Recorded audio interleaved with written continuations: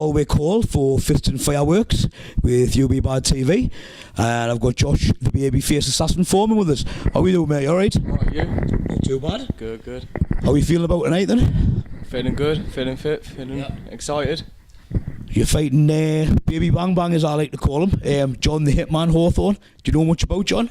No, I don't know much about him. I've seen two of his bare-knuckled fights, and that's all really I've been going off. Yeah.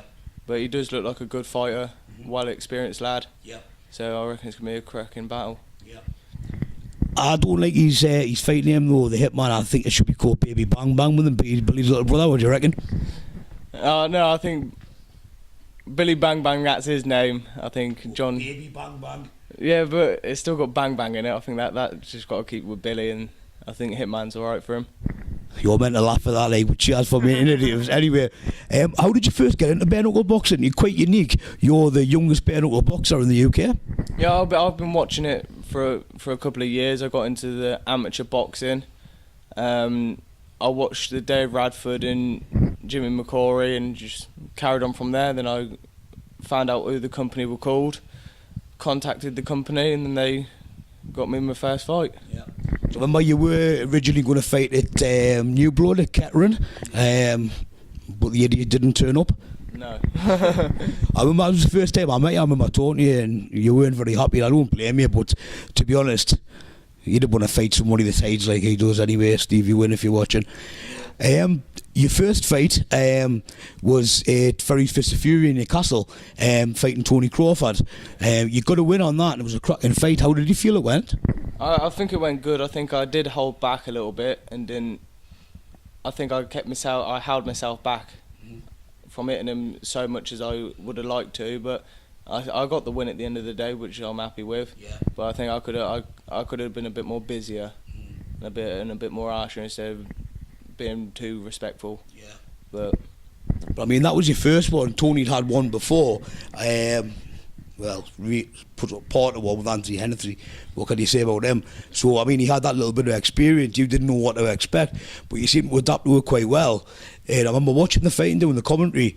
You've got a cracking reach, especially with Tony not being very tall, and he couldn't seem to get on the inside of you, and you kept it going well there. Well, yeah, I knew. Obviously, I've met Tony before. I knew he couldn't have the reach on me. Yeah. So I thought I'm going to keep him at distance. There's no point brawling with someone if you can keep them at distance and beat them that way. So I conserved my energy. I did start off slow because I was a bit uneasy. It's the first time I've been in the ring for about 2 years. Yeah. So I was uneasy. I couldn't find my feet. Then through the second round, third round, I found my feet, and then that was it. Then. Because he wasn't one for giving in. No, he weren't giving in. I'll give him that. He didn't give in. Yeah. With it being your first fight, obviously when you did really well, in hindsight, would you have done anything different? Training wise or fight wise? Both. Training wise, I don't think I would do anything much different. I trained as hard as I could, weekends up with Sean Smith, but the fight I think I could have been a bit busier and started a bit faster. I did start a bit slow, and he was pushing me on the back foot, which he shouldn't have been doing. Yeah. Maybe a good way though, your first bare knuckle, and you said you'd not be in the ring for a couple of years, sort of start slow, find your feet, see what he's all about. Yeah, I was just, for the first couple of seconds, I was going to just try and suss him out, see what he wants to do, see how he wants to play it, but I think I left that time a bit too long. I think I should have cut that time down of sussing him out, and then just gone in with what I would like to do. But it happens, you don't really think when you're in that ring, you just want to keep yourself out of danger and hurt the other person. I just remember seeing the big grin on your face, at the end of it. I was thinking, oh bless, is like one of the kids sort of thing. So, yeah. I didn't think you were going to do this interview actually, and I asked you on Facebook, but your mum said that you had no choice. You were going to get grounded if you didn't. If she says something, that has to go, because you get grounded, don't you? Exactly. All good lads love the mum.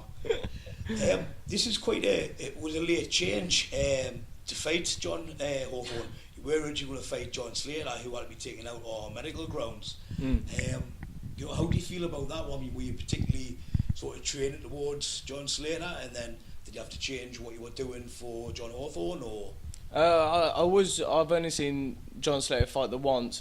You couldn't really tell much from that fight, but I was trying to train to as much as I could find what I knew, how he fought, and then obviously with the medical issues what came up, the opponent changed, and I have been trying to adjust my training slightly, but I haven't changed it too much because you just put yourself completely out of track.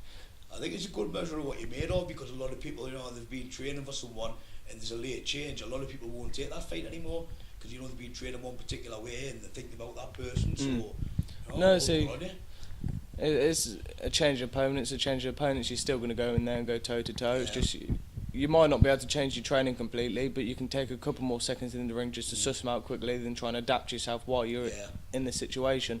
I think it'll be a cracking fight. I think it's a really good match, and like I was sort of saying to you and your mum and your girlfriend earlier on, sort of people like you and like John, you want me BKB for me. You're lovely with each other. You're mates. You get in, you have a war, but you don't. You don't take liberties. You don't hit when people are on the ground. That sort of thing. Either of you. No, I think that'll be good. Yeah, no, it's good toe to toe. There's no point. It's meant to be a fair fight. It's not a scrap in the pub. Yeah. It's a fair fight. If they go down, you respect them. They've gone down. If they want to get up, they want to get back up. You give them that respect. And then after the fight, there's none of this being enemies. At the end of it, you shake hands, you go and get changed, whatever, and you go and have a drink together, and then you have a chat. So your best mates at the end of it. Your best mates before, your enemies in the middle when you're in the ring. Your best mates when you walk back out. Side of a good upbringing that you've got your head screwed up, mate. Yeah. If you beat John, who would you be looking to fight next? I couldn't tell you. I'll just wait to see what they want to put in front of me next. I don't look at calling people out or trying to pick me opponents, because I could pick an opponent and I could think he's a good opponent for me, but then the UB bad team just think, well, no, you could have a slightly better opponent because that one ain't going to be as fair. So I'll just leave it to the matching team and just see who they next put in front of me. Well, to be honest, I think it's a better match for you with John Hawthorne rather than John Slater. To be honest, I think it's a more equally matched sort of fight. Yeah, see, it's going to be a good one. Yes, yeah. See, he's got boxing experience. I've got boxing experience. I don't think John Slater had much boxing experience. I think he'd had 2, something like that, before he went into bare knuckle. Yeah, see, I've done boxing for 3 years, so I would have outboxed him. But I know with John Hawthorne, I ain't going to be able to outbox him. He won't be able to outbox me, so it is just going to be a battle there, which is what people want to see. That's what I want. I think it's going to be a cracking fight. If you beat him though, have you got your running shoes on? Because I think Billy may be for you. No, I haven't got my running shoes. Oh, I have got my running shoes on. Well, best of luck, mate. Have a safe fight. Good friends with you, good friends with John as well. So I just wish you both a safe fight. Yep. Let's hope you have a draw. Yeah. But you're not Colin Miller, so we don't have draws in you. Best of luck, mate. Thank you. I'm going to have to prompt you because you forgot your lovely sponsors that do all kinds for you. Come on, give them a mention, mate. No, I would like to say thank you to Mark, who's Cutthroat Tattoo Studio, for sponsoring me and helping me out with all my travel costs and so on, and the same for Foremn Fellas. If you'd just like to go and have a look on their Facebook pages, go and contact Mark for your next tattoo. He'll be happy to help. Thank you. What I'll do, ladies and gentlemen, I'll get a couple of links to these Facebook pages from Josh, and I'll post them on Be Bad TV website. You Be Bad TV even. That went a bit wrong. Right, thank you very much, mate. I'll shake your hand again. Best of luck, mate.